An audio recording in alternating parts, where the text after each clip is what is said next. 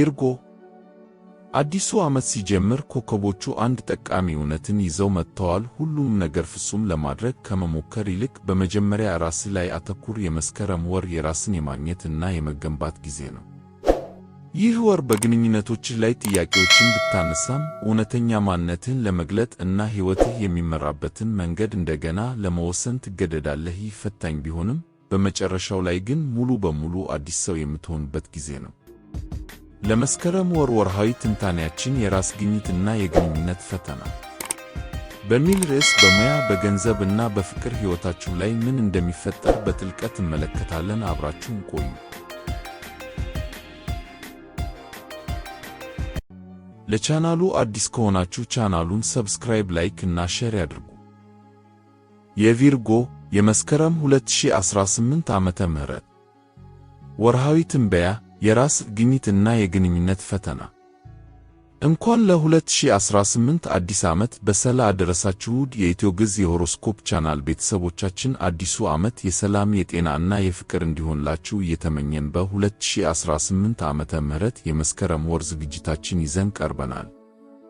ለቻናሉ አዲስ ከሆናችሁ ቻናሉን ሰብስክራይብ፣ ላይክ እና በሐሳብ መስጫ ሳጥኑ ላይ ሐሳብ አስተያየታችሁን እንድታካፍሉን እያሳሰብን ለዛሬ ለቪርጎ ኮከብ ቤተሰቦች የታላላቅ ለውጦች ወር በሚል ርዕስ ወዳዘጋጀነው ወርሃዊ የመስከረም ወር 2018 የሆሮስኮፕ ትንታኔችንን በመከታተል አብራችሁን እንድትቆዩ ጋበዝናችሁ። አብራችሁን ቆዩ።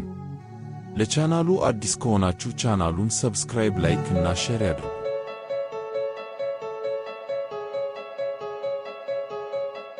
ሰላም ውድ ቪርጎዎች፣ ወደ ቻናላችን እንኳን በደህና መጣችሁ። ዛሬ የመስከረም ወር 2018 ዓመተ ምህረት ምን ይዞላችሁ እንደሚመጣ በጥልቀት እንመለከታለን። ይህ ወር የግል እድገታችሁ በሚያምር ሁኔታ የሚፋጠንበት፣ ግንኙነቶቻችሁ ፈተና ውስጥ የሚገቡበት እና በመጨረሻም የራሳችሁን ማንነት በልበ ሙሉነት የምታሳዩበት ወሳኝ ወቅት ነው።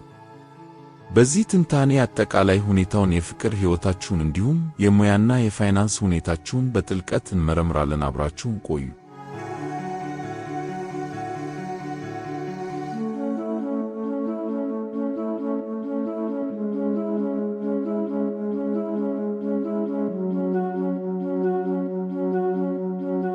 ክፍል 1 አጠቃላይ ሁኔታ፣ የራሳችሁ ወቅት፣ የራሳችሁ ሕግ። ቪርጎዎች የግል እድገት በሚያምር ሁኔታ ይፋጠናል። የቪርጎ ወቅት እስከ መስከረም 1 ፀሐይ እስከ መስከረም 12 ድረስ በራሳችሁ ምልክት ቪርጎ ውስጥ ታበራለች። ልባችሁ የሚፈልገውን ያህል በተለያዩ ልምዶች ውስጥ ተሳተፉ። ማሰላሰል፣ ወርክሾፖች፣ ከባለሙያዎች ጋር የሚደረጉ ክፍለ ጊዜያት። አሁን ዋናው ነገር ከዋናው ማንነታችሁ ጋር በጥልቅ ደረጃ መገናኘት ነው። የግንኙነት ዳግም ምዘና እና የሳተርን ተጽዕኖ። ግንኙነቶች ለጊዜው ወደ ኋላ ሊሉ ይችላሉ። በመስከረም 1 ኃላፊነት ያለው ሳተርን ወደ ፓይሰስ እና ወደ 7ኛ ቤታችሁ ወይም የግንኙነት ቤት የኋሊት ጉዞ ይጀምራል። በተለይ በመስከረም 2 በፓይሰስ የሚከሰተው ሙሉ የጨረቃ ግርዶሽ ምስጋና ይግባውና አንድ የተወሰነ አጋርነት ለግምገማ ሊቀርብ ይችላል። የፀሐይ ግርዶሽ እና አዲስ ጅማሮ መስከረም 11 በመስከረም 11 የሚመጣው ሁለተኛው የቪርጎ አዲስ ጨረቃና የፀሐይ ግርዶሽ ለግል ፕሮጀክቶቻችሁ ኃይለኛ ግፊት ይሰጣል። ሀብቶች ባልተጠበቀ ሁኔታ ሊገኙ ይችላሉ፣ እናም ውሳኔ ሰጪዎች ለሐሳቦቻችሁ አረንጓዴ መብራት ሊሰጡ ይችላሉ። የማርስ ወደ ስኮርፒዮ መግባት ከመስከረም 12 ጀምሮ።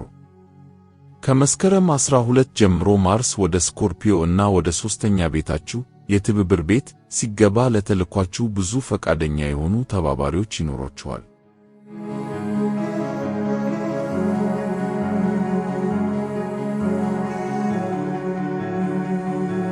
ክፍል 2 የቪርጎ የፍቅር ሕይወት። አሁን ደግሞ ወደ ልባችሁ ጉዳይ፣ ወደ ፍቅር ሕይወታችሁ እንሸጋገር። የቬነስ በቪርጎ መግባት ከመስከረም 9 ጀምሮ።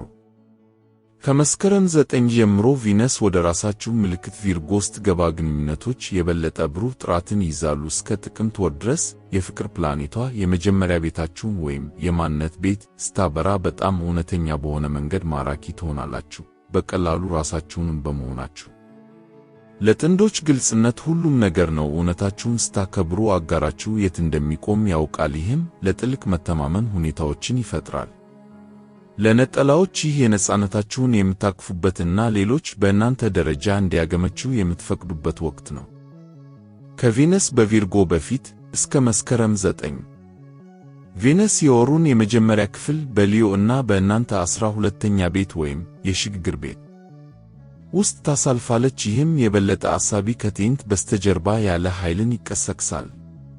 የማርስ ተጽዕኖ እና ግንኙነቶች እስከ መስከረም 12 ድረስ ማርስ በሊብራ እና በእናንተ ሁለተኛ ቤት ወይም የመረጋጋት ቤት ውስጥ ሆኖ የተከበራችሁ፣ የተወደዳችሁ እና አድናቆት የተሰጣችሁ ሆኖ መሰማት ምን ያህል አስፈላጊ እንደሆነ ያስታውሳችኋል። ከመስከረም 12 በኋላ ማርስ ወደ ስኮርፒዮ እና ወደ ሦስተኛ ቤታችሁ ወይም የግንኙነት ቤት ሲገባ ውይይቶችን ያሞቃል እናም ውስጣዊ ስሜታችሁን ያሰላል። ወሳኙ ቀን መስከረም 14። በመስከረም 14 ማርስ ከኃይለኛው ፕሉቶ ጋር ሲጋጭ የወሩ ጫፍ ላይ ይደርሳል። ይህ የፕላኔቶች ግጭት ፍቅር በዕለት ተዕለት ሕይወታችሁ ውስጥ እንዴት እንደሚስማማ ጥልቅ ጉዳዮችን ወደ ላይ ሊያወጣ ይችላል።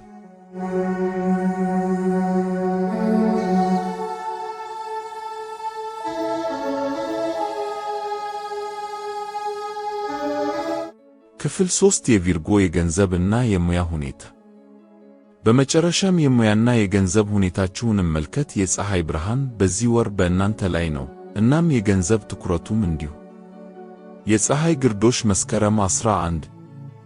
በመስከረም 11 የሚከሰተው ሕይወት ለዋጭ የፀሐይ ግርዶሽ በራሳችሁ ምልክት ቪርጎ ላይ ያርፏል። ይህ የኮከብ ግፊት የግል ግባችሁን በፍጥነት ሊያሳካ፣ ታዋቂነታችሁን ከፍ ሊያደርግ ወይም ለምትወዱት ፕሮጀክት ያልተጠበቀ ድጋፍ ሊስብ ይችላል። አዲስ የገቢ ሐሳብ ስታሰላስሉ ከነበራችሁ ከዋክብት አረንጓዴ መብራት ይሰጣል።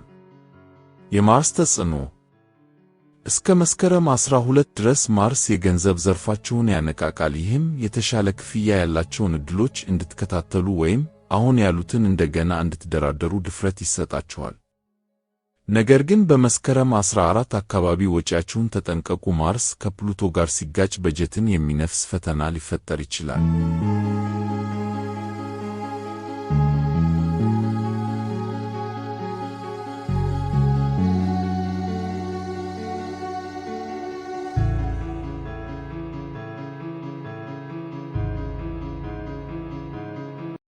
በመጨረሻም ውድ ቪርጎዎች፣ ይህ የመስከረም ወር የራሳችሁን ኃይል የምታገኙበት፣ በግንኙነቶቻችሁ ላይ ወሳኝ ውሳኔዎችን የምትወስኑበት እና በሙያና በገንዘብ ረገድ ደፋር እርምጃዎችን የምትወስዱበት ወር ነው።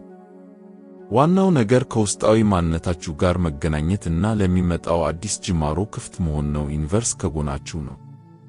ይህ ትንታኔ ለአዲስ ዓመት ዕቅዳችሁ እንደሚረዳችሁ ተስፋ አደርጋለሁ። ላይክ፣ ሼር እና ሰብስክራይብ በማድረግ የቻናላችንን እድገት ይደግፉ። የቻናላችን ቤተሰብ ይሁን። መልካም አዲስ ዓመት ይሁንላችሁ ውድ ቪርጎዎች።